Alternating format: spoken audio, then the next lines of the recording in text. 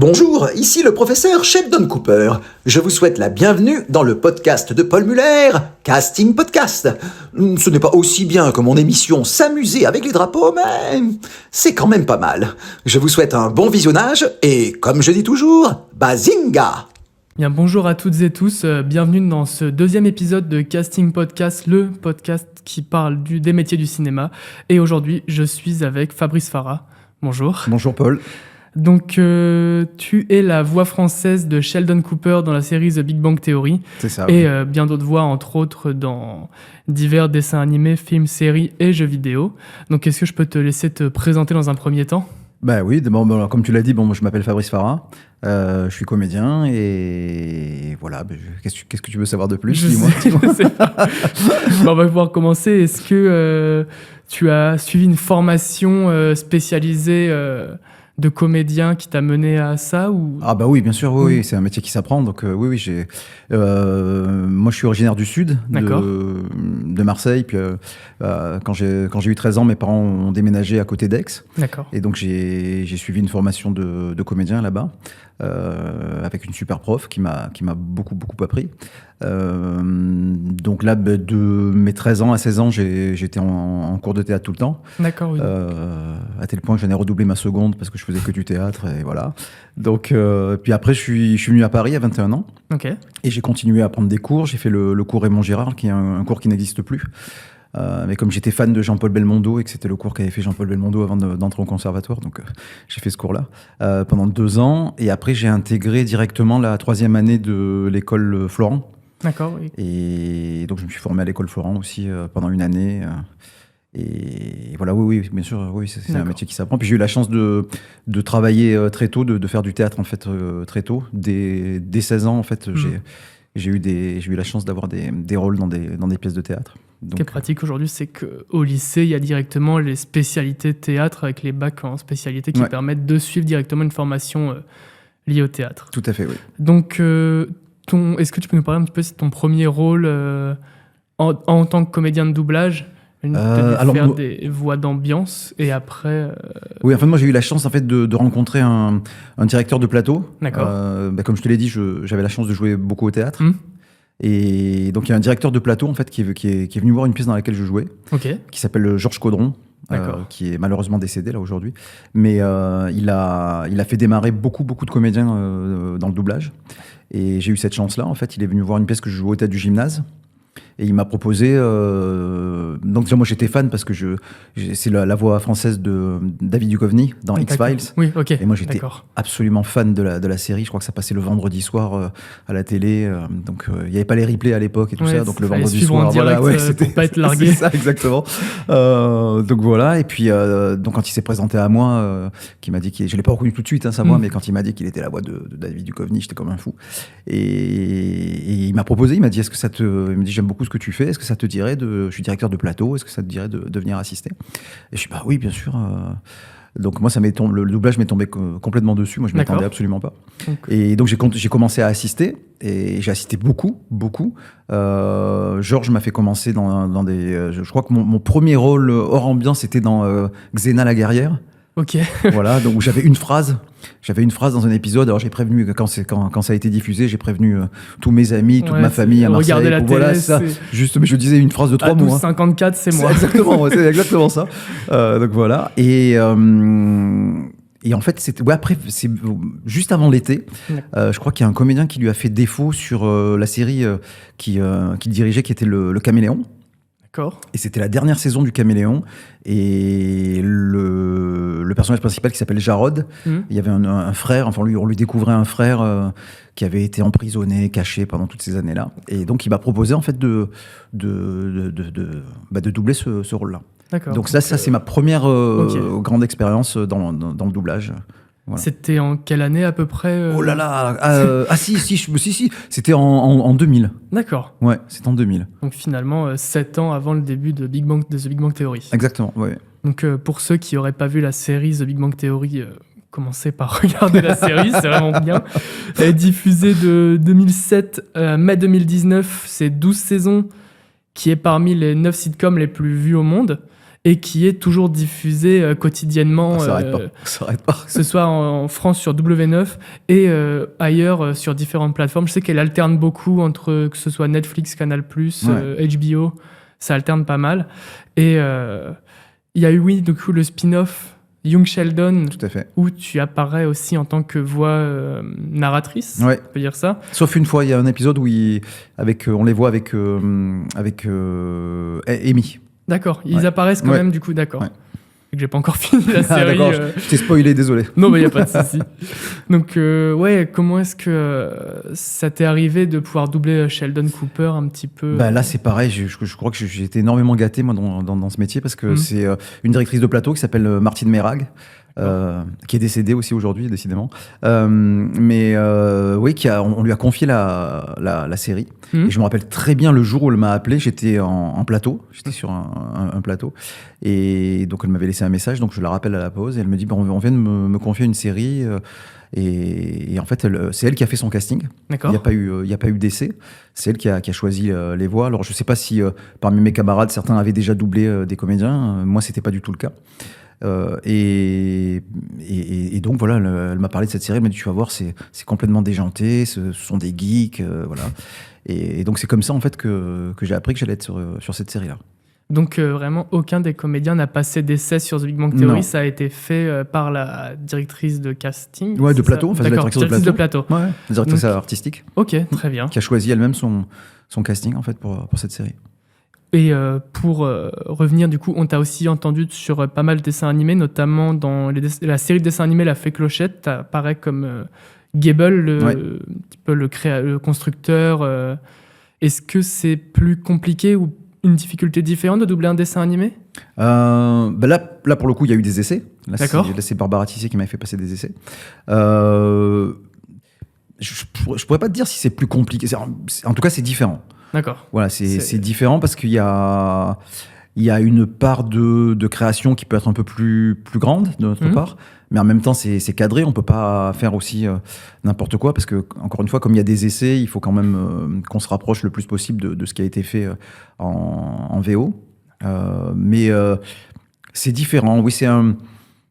Ouais, enfin après ça dépend des personnages. Il y a des personnages en fiction aussi, on a la liberté de créer, d'être un peu fou. Mais moi j'adore faire des dessins animés parce que oui, on peut se lâcher quoi. On peut vraiment se lâcher, créer des choses. Ouais, ça j'aime beaucoup. C'était une question que j'avais pour plus tard, mais est-ce que ça arrive qu'il y ait des improvisations dans le doublage ? Oui, ça arrive. D'accord. Oui, ça arrive parfois. Alors c'est gardé ou c'est pas gardé. Après, encore une fois, il y a des séries sur lesquelles on a un petit peu de liberté, d'autres non. Il faut coller à la VO le plus possible. Okay. Avant, il n'y avait pas ça. Avant, moi, j'étais fan du doublage d'Amicalement Vôtre. Et je sais qu'avant, ils avaient une totale liberté. Oui. Ils pouvaient faire, mais parce qu'il n'y avait pas le switch VO-VF. Donc, de toute façon, les gens n'avaient que la VF. Donc, ils n'entendaient que ça, quoi. C'est assez récent que les gens regardent beaucoup en VOST. Oui, exact. Et puis maintenant, les diffuseurs, les chargés de prod veulent qu'on colle un maximum aussi à la VO. Ce qui n'était pas le cas il y a encore quelques années. Donc, on va pouvoir parler un peu plus en détail de The Big Bang Theory. Avec plaisir. Le monument de la sitcom. Sheldon, c'est un personnage qui est quand même assez compliqué dans son caractère. J'avais eu l'occasion dans le précédent épisode avec Arthur Kong, il m'avait parlé, lui qui est de beaucoup de combattants, de la posture à adapter lorsqu'on double un combattant. Sheldon, pour le coup, lui qui est très statique dans son jeu, est-ce qu'il y a aussi une position à tenir spéciale pour le jouer ? Moi, je sais que j'avais... Je bougeais beaucoup derrière le micro, en fait. Okay. Parce que même s'il est statique, effectivement, il y a tout un truc dans sa diction, dans sa manière d'approcher de jouer, en fait. Et oui, j'avais besoin de me mouvoir derrière le micro. Donc oui, j'avais un truc... j'étais assez fatigué le soir après les séances. Mais oui, j'ai un petit peu regardé le podcast que tu avais fait avec Arthur, effectivement, et je suis d'accord avec lui. Il y a le physique compte beaucoup. Enfin, c'est pas parce qu'on est derrière un micro qu'on doit être statique. Il y a plein de choses à faire, il y a plein de choses à jouer, et on les joue aussi avec le corps, quoi. D'accord, donc même doubler un scientifique reste sportif. Ouais, en tout cas, pour moi, ça l'a été.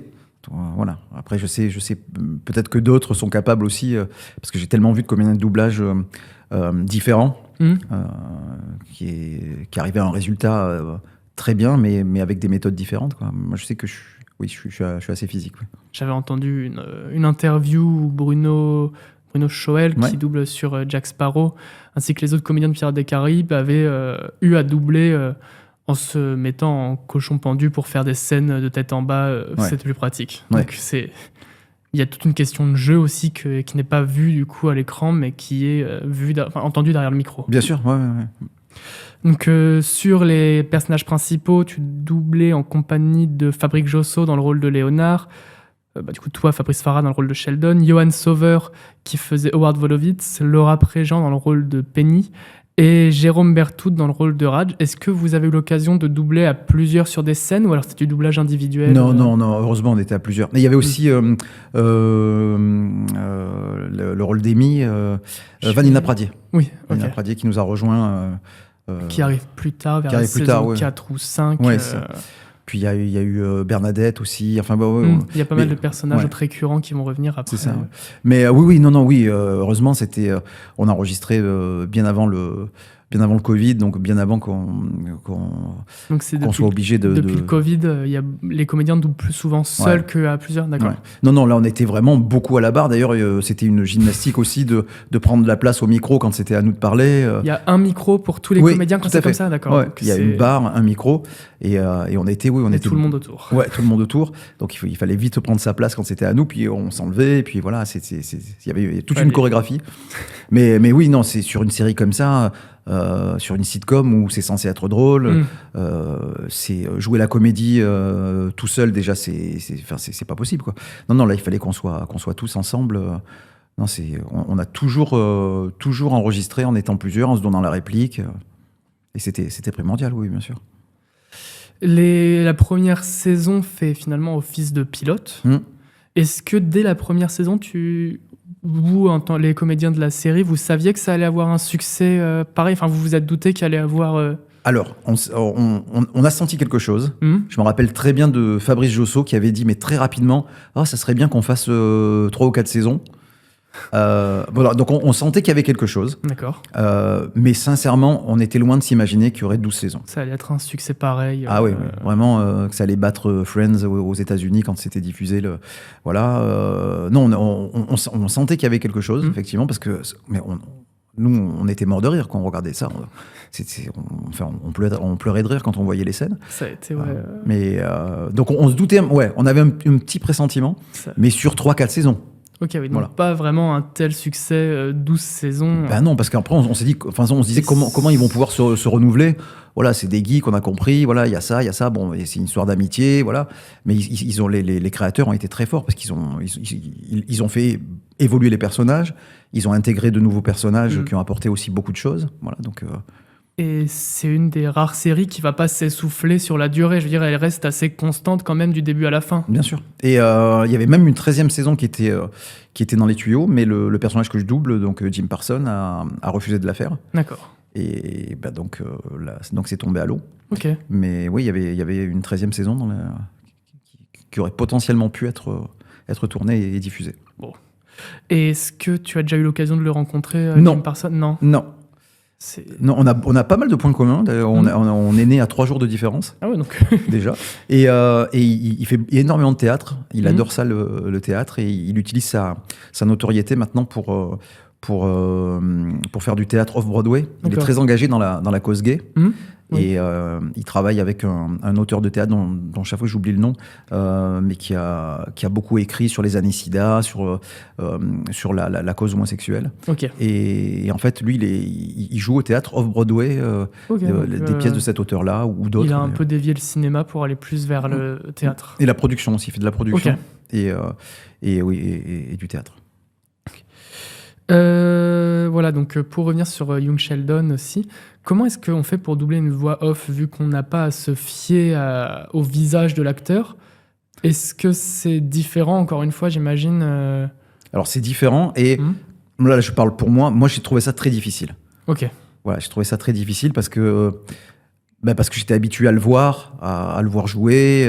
Et là, juste de faire de la voix off comme ça, j'avoue que j'ai eu un peu de mal. Ok. Voilà, je m'y suis fait, hein, mais la première, deuxième saison, j'avais un peu de mal parce que je m'amusais moins. Donc je sortais du Big Bang Theory où je m'éclatais comme un fou. Il y a moins de blagues en tant que voix off, du coup, déjà, qu'en tant que personnage. Oui, et puis moi, je suis devenu fan de Jim Parsons, quoi. J'adore ce qu'il faisait. Et de pas le voir, juste l'entendre. Alors, je l'imaginais, maintenant, comme je le connais tellement bien, je l'imaginais, mais je me suis beaucoup moins amusé. Oui. D'accord. Ouais.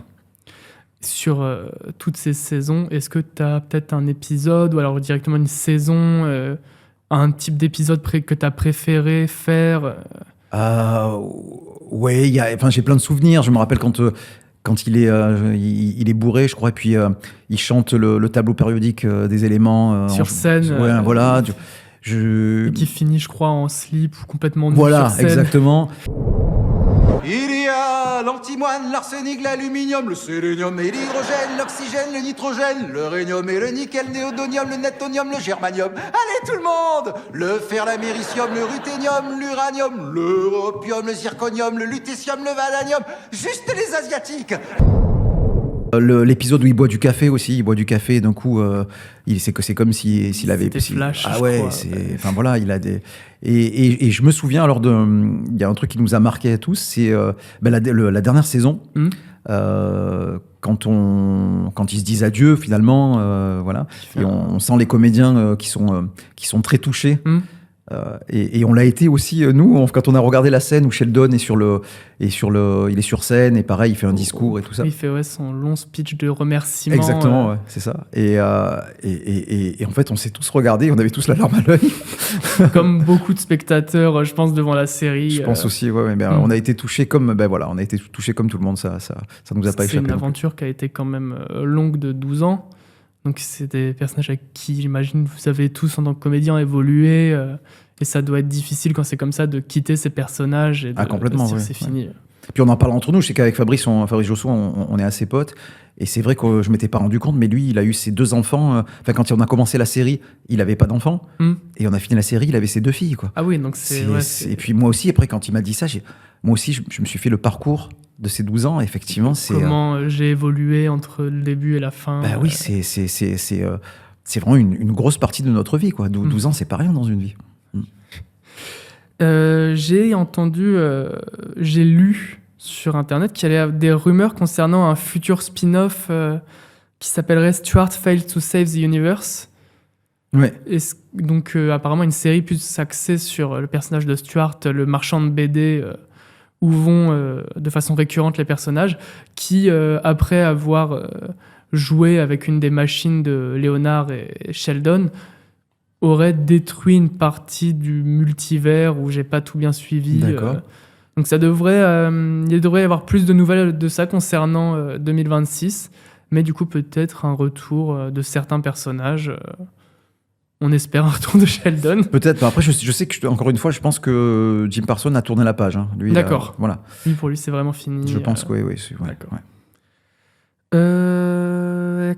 Sur 12 saisons comme ça, qui sortent à 1 an d'intervalle, à quelle période est-ce qu'on double avant le début de avant la sortie, je veux dire Ouais, c'était assez proche, hein. Timing assez serré. Ouais, timing assez serré, oui. Oui, on doublait quelques semaines avant dans la diffusion des premiers épisodes. Donc finalement, ça n'a pas tant évolué pour dire...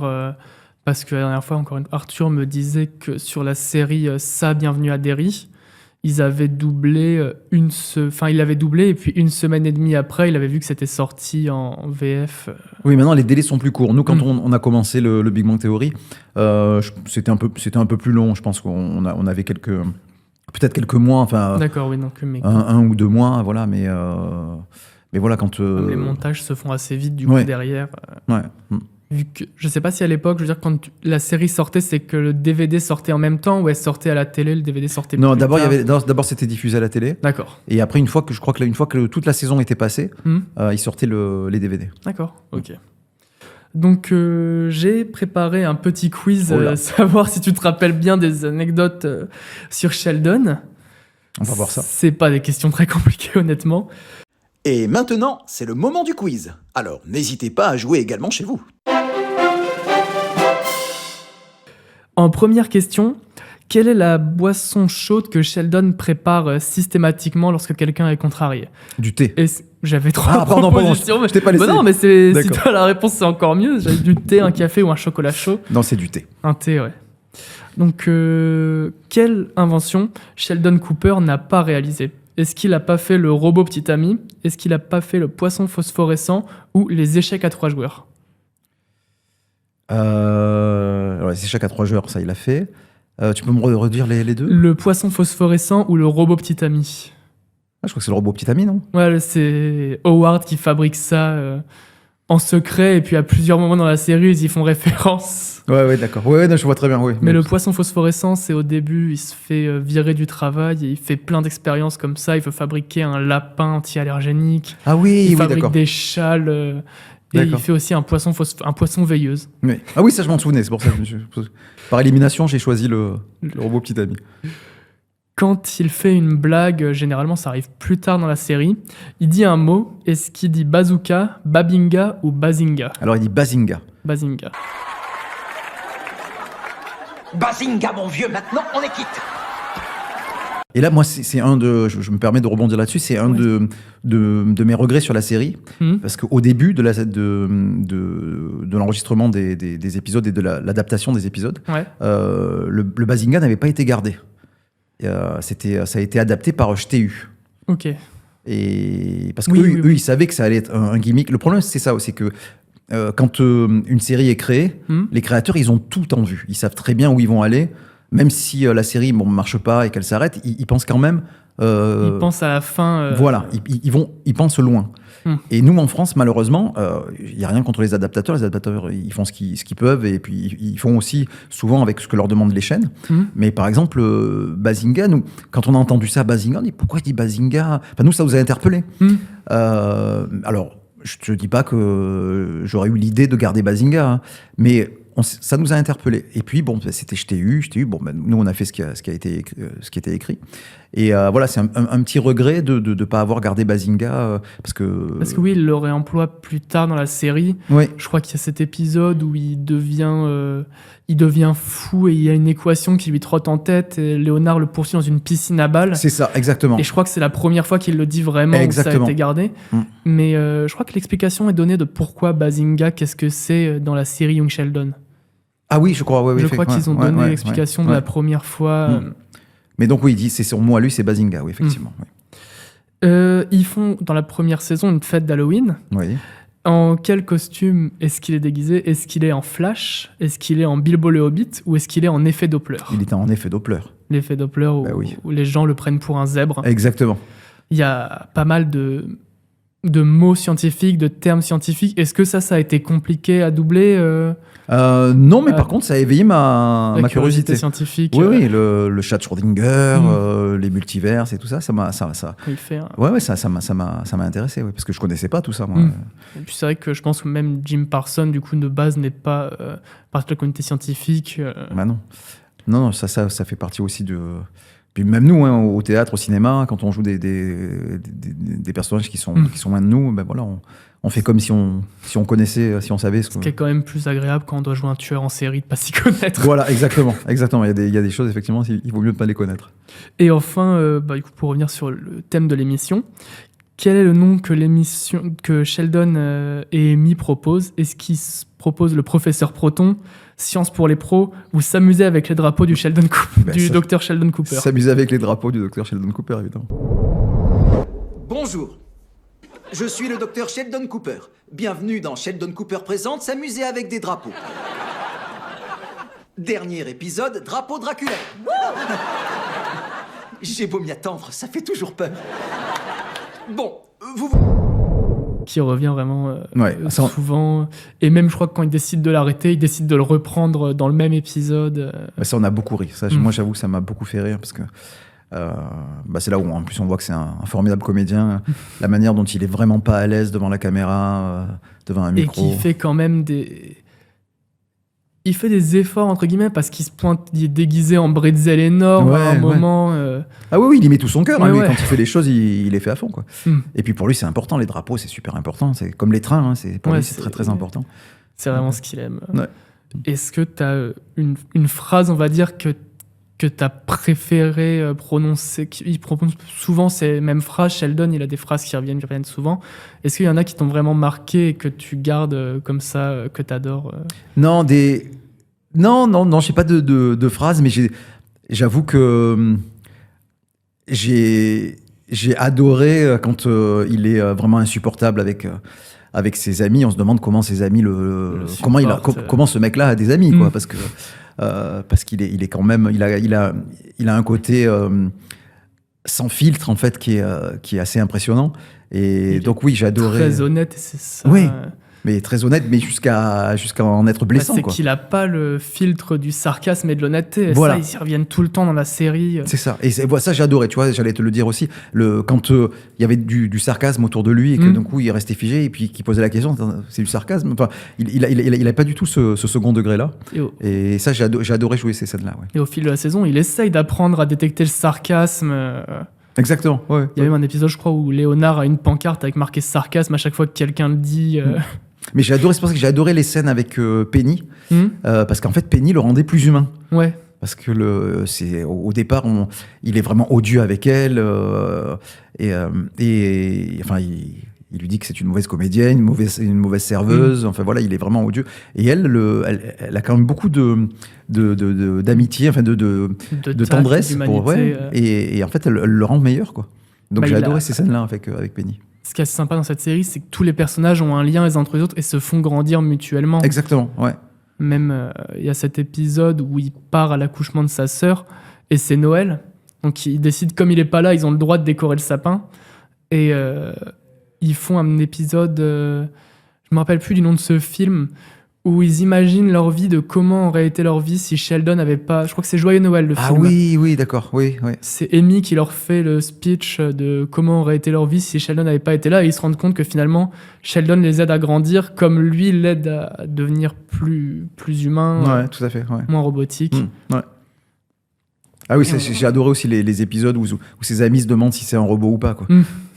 Où ils font passer des tests. Exactement. Même lui fait passer des tests à ses amis, que ce soit pour le mariage, je crois. Il leur donne des casse-têtes et ils se rendent compte que finalement Penny fait les casse-têtes plus vite qu'eux. C'est ça qui est très drôle aussi, c'est tous les moments où il se croit meilleur que tout le monde. Et par exemple, Penny et Amy lui font des tests de culture générale hors communauté scientifique, et puis il est complètement mauvais. Et... Penny lui apprend les Kardashians, les sœurs Kardashian, voilà. Et il fait des tests. C'est comme Chloé, mais c'est pas pareil, donc c'est Kim. Exactement. Fait plus vieille, mais c'est la plus jeune. Il a pas mal de rivaux, Sheldon. Il a une liste d'ennemis mortels. Oui, c'est vrai.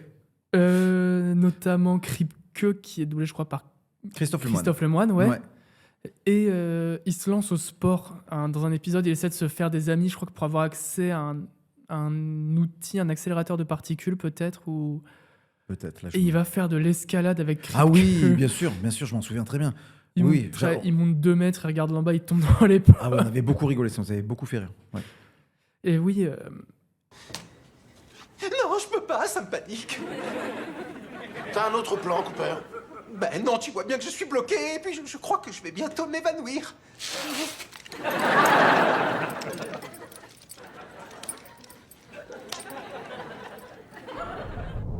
Il monte 2 mètres, il regarde en bas, il tombe dans les pommes. Ah ouais, on avait beaucoup rigolé, ça nous avait beaucoup fait rire. Ouais.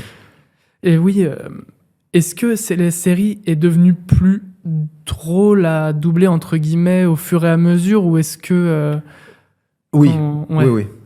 Oui. Donc, c'était déjà parce que je trouve que de saison en saison ça s'améliore, même en VO, quoi. Et puis après parce qu'encore une fois, quand la série est arrivée, c'était une petite série que Canal+ voulait diffuser comme ça. Je crois que c'était le samedi en fin de matinée, la première fois. Je crois que c'était. D'accord. Oui, je crois que. J'avais 3 ans en 2007, donc. Ah ouais, d'accord, voilà. J'étais pas encore sur la série. Mais je crois que c'est ça. Je crois que c'était vraiment. Ils avaient acheté ça, je pense, dans un pack de séries. Et même au niveau des délais, on avait très très peu de temps pour les doubler. Il fallait vraiment qu'on aille vite, alors qu'il y avait quand même vraiment beaucoup de boulot. Et au fur et à mesure que la série a pris de l'ampleur aux États-Unis et en France, on a eu, les adaptateurs ont eu plus de temps pour adapter. Donc déjà, eux, ils ont pu aussi faire un meilleur travail. Parce prendre qu'ils ont le temps sur la série. Oui, de mieux adapter les vannes en français, parce qu'il y a des choses qui marchent en américain et qui ne marchent pas forcément en français. Donc eux ont eu plus de temps. Donc quand on a reçu quand les épisodes étaient livrés, c'est déjà une partie du travail avait été faite.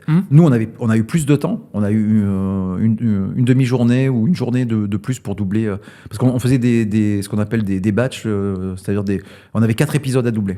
Par jour ? Non, sur le temps qui était imparti, je me rappelle plus ce que c'était, si c'était 3 jours et demi. Okay. Et après, c'est devenu 4 jours. Enfin voilà, on a eu plus de temps aussi. Voilà. Puis nous la troupe, en fait, nous, c'était un rendez-vous. On savait que on était prévenus. On savait que tous les ans, on allait nous appeler pour bloquer des dates pour le Big Bang Theory. Donc, on se rendait disponible aussi. Et donc, on donnait beaucoup de jours à Martine pour qu'elle puisse faire ses plans de travail, parce qu'elle avait besoin de nous avoir tous avec elle tout le temps, quoi.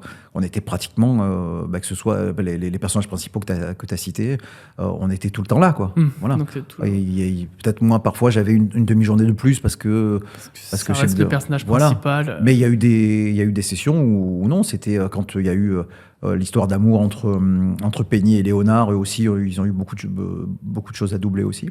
Donc voilà. Donc au fur et à mesure que la série prenait de l'ampleur, et aux États-Unis et en France, on a travaillé forcément dans des conditions beaucoup plus confortables. Ouais. C'était vraiment, cette époque, c'est l'essor des sitcoms, entre guillemets. Ouais. C'est la même période que, j'imagine, le début de The Office. Oui, c'est vrai, ouais. The Office, Friends était un peu plus Friends, vieux. C'était avant, et même je crois que Oh I Met Your Mother, je crois que c'était... Oh I Met Your Mother, c'est à peu près la même période. Voilà, c'est ça. Ouais. Donc c'est vraiment l'émergence où on retrouve beaucoup de sitcoms comme ça. Ouais. Mais il y en avait avant. Moi, je suis fan de la série Seinfeld, oui. qui passait aussi sur Canal+. Là, c'est pareil, c'est un peu plus niche. Donc, même si ça a cartonné aux États-Unis, en France, c'était un peu plus confidentiel. Mais oui, aux États-Unis, ils ont l'habitude de. Il y a aussi Mon oncle Charlie qui cartonnait. Ouais, Ma famille d'abord. Voilà, qui était plus axé familial enfant que Big Bang Theory. Parce que, c'est sûr que The Big Bang Theory, quand on est enfant, c'est peut-être plus compliqué à rentrer dedans. Ouais. Parce qu'il y a des termes scientifiques qui peuvent bloquer, même si après les personnages restent assez enfantins dans leur manière d'être. C'est très geek, donc ouvert à tous. Oui, mais ça rassemblait quand même beaucoup de monde devant la télévision, parce qu'effectivement, il y avait des ados qui regardaient, des adultes, et moi, ma grand-mère était fan, quoi. Ah oui, ma grand-mère, elle regardait ça. Tout le monde y trouvait son compte, finalement. Oui. Bon, elle ne comprenait pas les geeks, tout ça, mais pour elle, c'était une bande de fous furieux. Mais ouais, elle regardait ça, et ça la faisait rire. Ma sœur était fan aussi, enfin voilà, il y avait beaucoup de gens ont craqué sur cette série, quoi. Bah, ça a été un tel succès, je crois que même chez Lego, ils ont produit une boîte The Big Bang Theory. Ah, d'accord, il y a eu l'appartement avec les personnages principaux. Mais ouais, pour montrer un petit peu l'impact que ça a eu. Ah, tu vois, j'étais même pas au courant que Lego avait... Ils ont fait ça, je crois que c'était en 2015, sur la fin de la série. C'est la pièce, vraiment le canapé avec la table dans le fond, près de la fenêtre. Ah oui, bah oui, forcément. Où il se bat farouchement pour qu'il n'y ait pas de table, justement, parce que c'est sa place sur le canapé, et donc il faut toujours manger sur le canapé. On me disait tout à l'heure que l'origine de Bazinga on la découvrait dans Young Sheldon. Ouais. Et ce qui est sympa dans cette série, c'est qu'on découvre aussi de la genèse de toutes ses passions. Donc, sauf les trains, où il est déjà fan des trains avant le début de la série, mais c'est avec son ami... Tam, qui découvre les super-héros dans un magasin de BD. Ouais. Non, mais c'est super bien fait. C'est pour ça aussi que The Young Sheldon, ça a cartonné aussi, même si c'est pas du tout une sitcom, c'est vraiment une série. Oui, là, c'est plus côté série. Ouais. Je sais même pas si les épisodes sont pas un peu plus longs. Si, oui. Ouais, ils sont... Ouais. Mais oui, c'est... Et puis en plus, on peut regarder cette série-là sans avoir vu The Big Bang Theory. Oui. Voilà. Et ouais, c'est super ce qu'ils ont fait. Je crois qu'il était question aussi, parce que tu parlais de spin-off tout à l'heure. Ouais. Je sais pas s'ils l'ont fait aussi sur le frère aussi. Il y avait Je crois pas. Je sais que dans les dernières saisons, il a été pas mal à l'honneur. Je sais qu'il parlait de faire... Spoiler, après le décès d'un personnage, il a été pas mal mis en avant, mais je crois pas qu'il a eu son spin-off à lui. Mais par contre, un truc qui est sympa, c'est que du coup, vu que le début de Young Sheldon est sorti à peu près sur l'avant-dernière saison de Big Bang Theory, je crois, il y a un épisode où, dans The Big Bang Theory, l'acteur de Young Sheldon apparaît à l'écran dans une cassette vidéo qu'il avait enregistrée quand il était petit. Et on voit justement, je crois qu'on voit sur cette cassette le père, le frère, et du coup Sheldon. Puis il y a la sœur aussi, la Missy, qui était présente, je crois, dans la première saison, on la voit, de Big Bang Theory. Mais après, par contre, ils ont arrêté dans... Non, ils en parlent, mais on la voit plus. Ils en parlent, oui, donc il va à son accouchement. Je crois qu'ils en parlent à son mariage, mais qu'elle n'apparaît pas. Mais je suis pas sûr qu'elle réapparaisse plus tard dans la série. Et non, je pense pas. Il y a sa grand-mère aussi, on voit sa grand-mère, sa maminette. Mimo, maminette, je crois que... Je sais pas si c'est qu'ils ont gardé les deux ou que c'est une adaptation, une traduction différente. En fait, je crois qu'il y avait... je crois qu'il a deux termes. Il y a deux termes. Il y a un terme quand il parle d'elle à ses amis et quand il s'adresse à elle. Ok. Qui est fan de bowling, une américaine typique du Texas. Ah, complètement. C'est ouais. Non, après, en épisodes marquants, il y en a des dizaines. Il y en a plein, il y en a tellement. Mais les épisodes qui l'ont vraiment fait évoluer Sheldon, en tant que personne, il y a celui où ils veulent aller au Comic-Con et ils se déguisent sur la route pour prendre des photos et qui se font voler la voiture. Et je crois que cet épisode-là, il est vraiment marquant pour le personnage parce qu'il montre vraiment qu'ils ont quand même grandi. Mais en même temps, je crois qu'à la fin de l'épisode, ils reviennent à l'appart chez eux et les filles veulent essayer de comprendre pourquoi est-ce qu'ils sont si fans de BD et donc sont allés acheter des BD et ils rentrent complètement comme des gamins, comme s'ils étaient vraiment dans Star Trek. Non mais ils sont allés loin, mais c'est ça qui est super, quoi. Parce que les acteurs sont vraiment bien sur les personnages. Je sais que Fabrice Josso, il a également été en comédien de doublage sur d'autres sitcoms comme Silicon Valley. J'ai plus le nom de cet acteur qui joue aussi dans The Office. Je me rappelle. Mais je crois que Fabrice Josso, ça faisait partie des comédiens qui avaient... Je me demande si c'était pas lui qui avait déjà doublé son comédien. Son comédien, oui, parce que du coup, vu que... l'acteur de Sheldon, pardon, excuse-moi, j'ai un trou de Jim Parsons. Il a arrêté, t'as pas eu l'occasion de retourner sur ses rôles après Si, j'ai eu la chance de le doubler. Je l'ai doublé sur...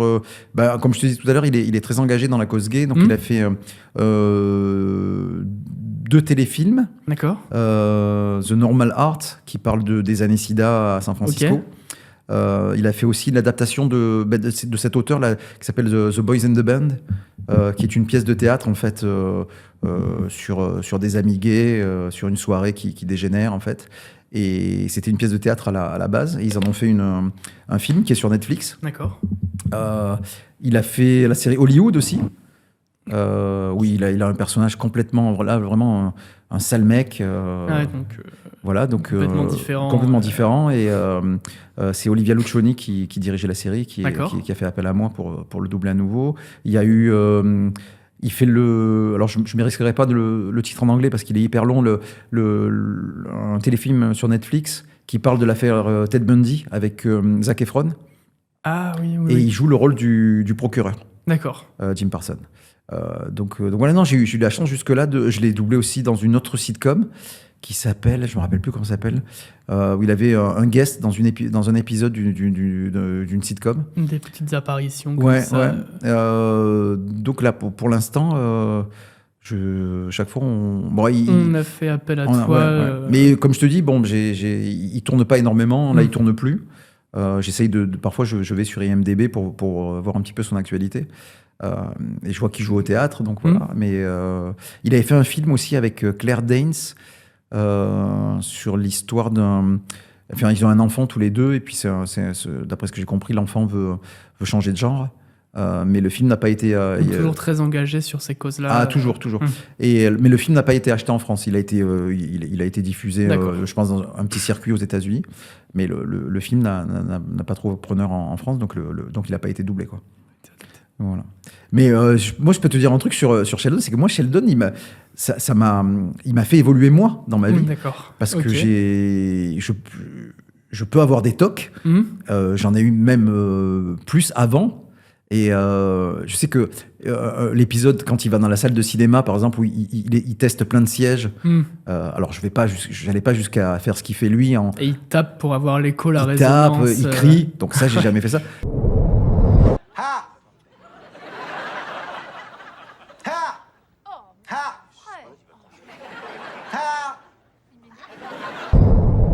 Mais moi, j'avoue que quand je vais dans une salle de cinéma, j'aime bien arriver en avance pour choisir mes places. Alors maintenant, c'est plus possible parce que maintenant, quand on achète une place de cinéma, on la réserve.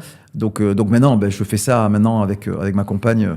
On choisit les places avant. Mais quand il n'y avait pas ça, effectivement, j'allais en avance. J'allais aux séances de l'après-midi en plus, comme ça, il y avait moins de monde. Il y a moins de monde, on peut avoir les places. Voilà. Et je testais plein de places. Il y avait des gens, ils devaient me prendre pour un fou parce que je m'asseyais. Je restais comme ça quelques secondes, puis après je changeais de place et tout. Et je sais que la folie de Sheldon, ça m'a fait évoluer moi en me disant, comme je le vois. J'imagine que doubler comme ça, être derrière un personnage qui a autant de tocs, de choses qui lui sont propres, ça fait prendre du recul sur certaines choses. Complètement. Et puis de voir à l'image ce que ça peut donner, le côté ridicule et en même temps touchant.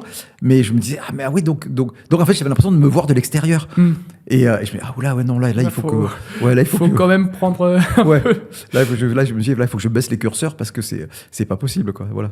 Donc, enfin, je parle pour moi, en tout cas, moi, la création de Jim Parsons dans Sheldon Cooper, moi, ça m'a fait beaucoup de bien, quoi, parce que ça m'a fait comprendre que même pour quand on veut avoir des relations sociales et tout ça, quand on va avoir des amis, quand on va avoir une compagne et tout ça, il faut quand même aussi prendre du recul. Exactement. Et voir, se voir de l'extérieur. Ouais. Donc moi aussi, il m'a permis quelque part de grandir un petit peu et d'évoluer aussi. Quand tu parles, on reconnaît la voix de Sheldon, mais est-ce que tu adaptes ta voix pour faire Sheldon ? Oui, mais alors moi, il y a un truc vraiment... Alors, je suis pas le seul, hein, c'est pas un truc... mais en fait, je choisis pas ce que je fais. Et c'est pour ça que c'est très difficile pour moi, parce que je sais qu'on me contacte beaucoup sur les réseaux pour me demander des dédicaces. Et alors, quand c'est Sheldon Cooper, comme je l'ai fait pendant 12 ans, j'arrive à le retrouver facilement. Mais je sais qu'on me contacte pour un rôle que j'ai fait dans Vampire Diaries, ou dans... True Blood aussi. ou dans Teen Wolf. Oui. Voilà. Et en fait, malheureusement, je peux pas donner suite à. Donc, je dois passer pour quelqu'un d'antipathique, mais c'est pas parce que c'est pas de la mauvaise volonté, c'est que en fait, il se passe quelque chose. Moi, je fonctionne à l'instinct. Et même quand je joue au théâtre, enfin surtout quand je joue au théâtre, parce que c'est mon premier métier, je choisis pas ce que je vais faire. C'est-à-dire que je me dis pas ça je vais jouer comme ci, ça je voulais comme ça. C'est-à-dire que le Big Bang Theory, au début, on a écouté la VO, on écoute la VO. Et puis, en fait, il y a un truc qui sort. Voilà, il y a un truc qui sort. Après, il y a le DA qui dit non, là, c'est trop, là, c'est pas assez, là, plus comme ci, là, plus comme ça. Mais en fait, je choisis pas. Et là, c'est pareil. C'est-à-dire qu'il y a un truc qui est sorti, qui a évolué aussi au fur et à mesure des saisons, comme lui aussi a évolué. Alors, c'est bizarre parce qu'il y a mes amis proches, mes amis qui sont très très proches, mais mes amis d'enfance me reconnaissent tout de suite. Ma sœur, mes amis d'enfance. Dans tes différents rôles. Oui, et puis surtout dans le Big Bang Theory. C'est-à-dire qu'ils me reconnaissent parce comme ils me connaissent très bien, ils savent que c'est ma manière de déconner, ils savent que c'est ma manière d'être piquant, d'être... voilà. Et, donc, c'est un petit peu de la création, effectivement, mais c'est quand même beaucoup de moi. D'accord. Voilà. Et est-ce que, tiens, une question que je me posais, est-ce que quand tu es comédien, tu regardes les séries en VF ou alors ça te donne trop l'impression d'être au travail Alors ça dépend. Le truc, c'est que moi, je suis quand même assez fan. Je trouve qu'en France, on fait quand même un doublage très bon doublage de qualité. Enfin, je ne veux pas rentrer dans les détails, je veux pas être peut-être un petit peu moins maintenant. Parce qu'il faut aller plus vite, parce que, comme on le disait, maintenant, les gens enregistrent aussi seuls. Et ça, je suis désolé, mais ça s'entend quand même. Ça perd son charme. Mais moi, je suis quand même assez fan des gens que j'ai rencontrés. Tu vois, tu parlais de Bruno Choel. Je le trouve génial. Enfin, il y a plein de gens que je trouve géniaux. Et donc, oui, j'adore regarder les séries en VF parce que. Alors oui, effectivement, j'ai l'impression d'être au boulot parfois parce que je reconnais tous les potes et tout ça. Ouais, mais c'est comme quand je vais voir mes potes jouer au théâtre. Je suis fan de mes potes et donc je vais les voir jouer au théâtre et j'adore les voir eux parce que je les trouve géniaux, quoi. Et en doublage, c'est pareil. Voilà, il y a des gens que j'aime beaucoup et ouais, c'est ça. Et ça permet du coup d'entendre un petit peu ce que font les collègues, j'imagine, et puis de progresser aussi, d'une part, d'entendre ce que font les autres. J'imagine que ça aide aussi à progresser. Oui, bien sûr, bien sûr. Ah oui.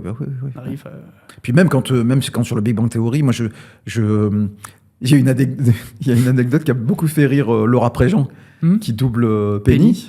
Parce qu'un jour, mais au bout de la 4e saison, je lui ai dit que les premières fois que j'enregistrais avec elle, en fait, je me plantais parce que j'étais impressionné. En fait, et donc, elle a halluciné, elle m'a dit, mais attends, mais tu déconnes ou quoi? Parce qu'elle, du coup, t'es déjà dans le milieu du... En fait, moi, j'aimais beaucoup ce qu'elle faisait. D'accord. Je la connaissais pas. Fabrice, on s'était un peu rencontrés, mais voilà, c'est différent. Mais oui, Laura, j'avais vraiment je trouvais qu'elle avait un naturel, qu'elle avait un truc... mais ça m'est arrivé plein de fois quand les premières fois que j'ai... Alors maintenant c'est une pote, mais Barbara Beretta, pareil, la première fois que j'ai enregistré avec elle, voilà. Et il y a des comédiens comme ça que Xavier Fagnon, enfin tu vois, mais je pourrais t'en citer plein. Le truc c'est que il y a tellement, voilà. Mais oui, on disait que en VF, on a quand même en France, on a quand même une très bonne qualité de doublage. Ouais. Il y a tellement d'excellents comédiens qu'on pourrait pas citer. Parce que ça ferait trop. Mais non, mais en plus, j'aurais peur. Là, tu vois, j'en ai cité quelques-uns, je m'en veux parce que je pourrais en citer mais une vingtaine d'autres, quoi, ou une cinquantaine d'autres. Quoi, et oui, Laura, les premiers temps, j'étais. Je me brimais. Il me fallait 3 prises pour faire un truc qu'elle arrivait à faire en première prise. Mais parce que au lieu d'être complètement relâché, de jouer la comédie, j'étais... ça fait partie des trucs qui... Des petites anecdotes comme ça de tournage. Et quand je lui ai dit, mais on en rigole encore, hein, quand elle me croise, elle me dit, ça va, je t'impressionne toujours, quoi. Donc voilà, on en rigole. Mais c'est la vérité, ouais.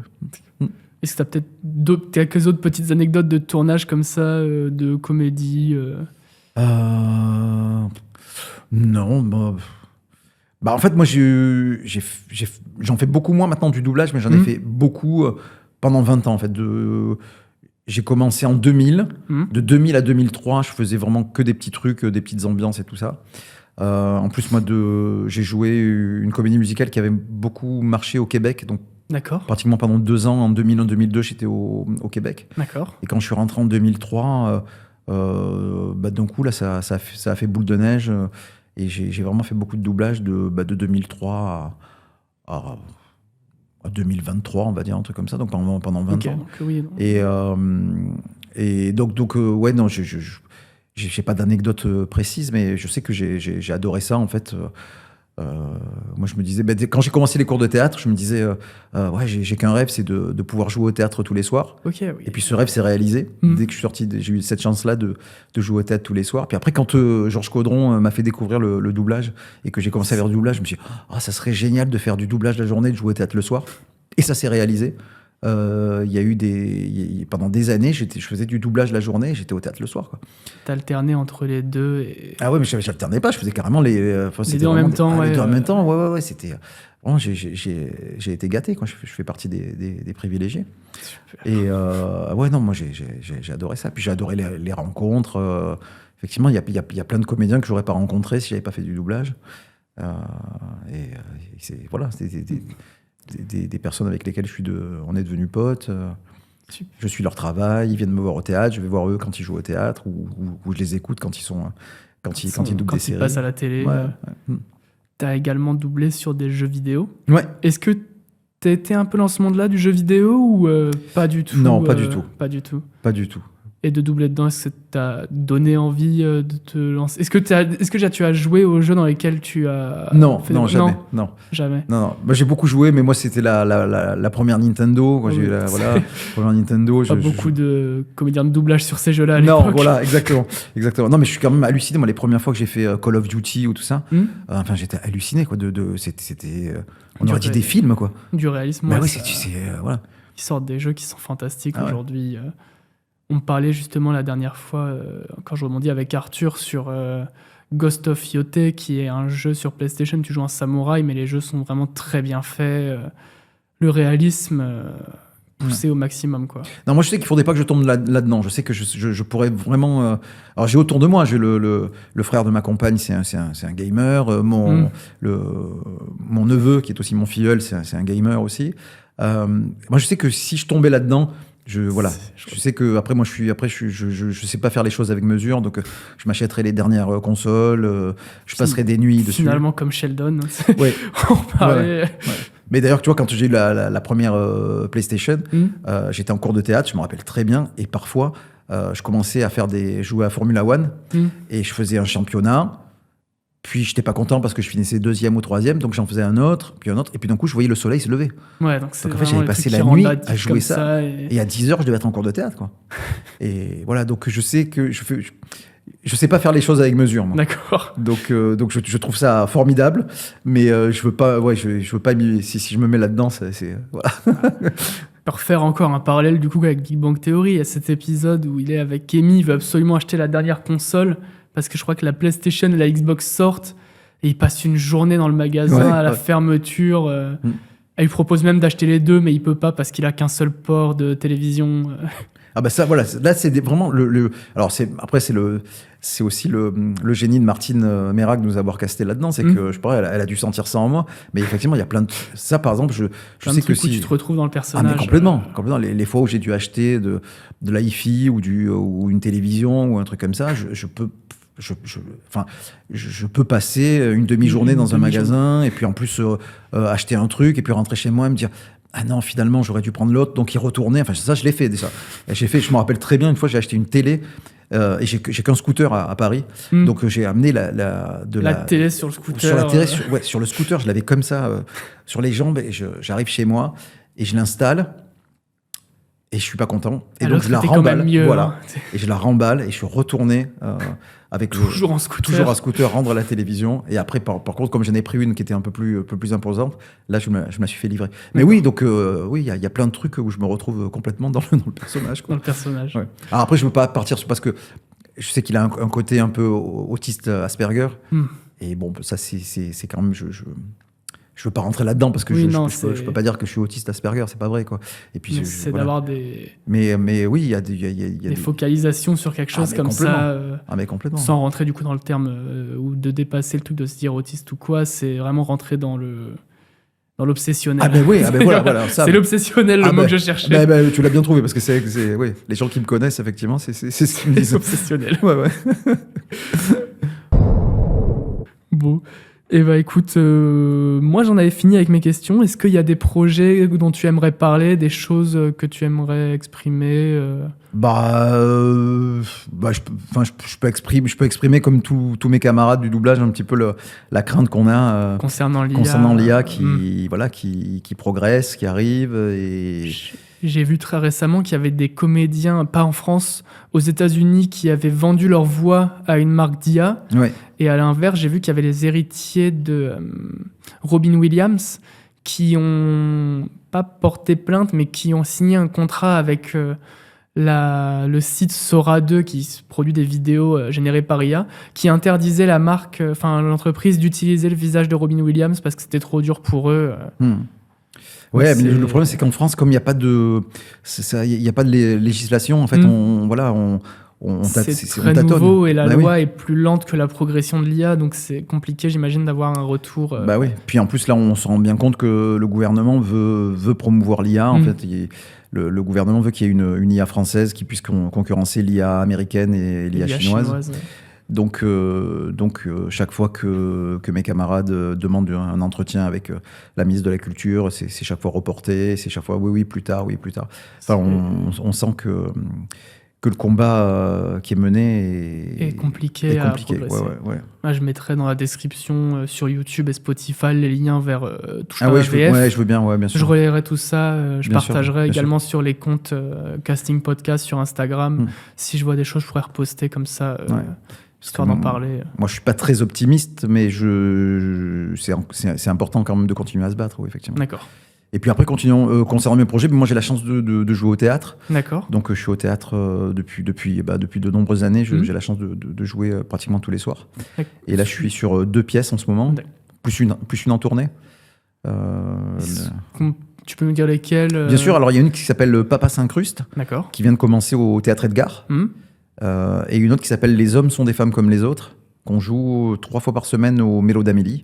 D'accord. Et je joue aussi Marius de Marcel Pagnol en tournée. Ok, écoutez, allez voir ces pièces de théâtre. Oui, venez. C'est donc une qui est au Théâtre Edgar et l'autre au Mélo d'Amélie. Voilà. Super. Je mets tout sur mes réseaux. Sur mes réseaux, il y a tout. Je partagerai aussi tes réseaux. Avec plaisir.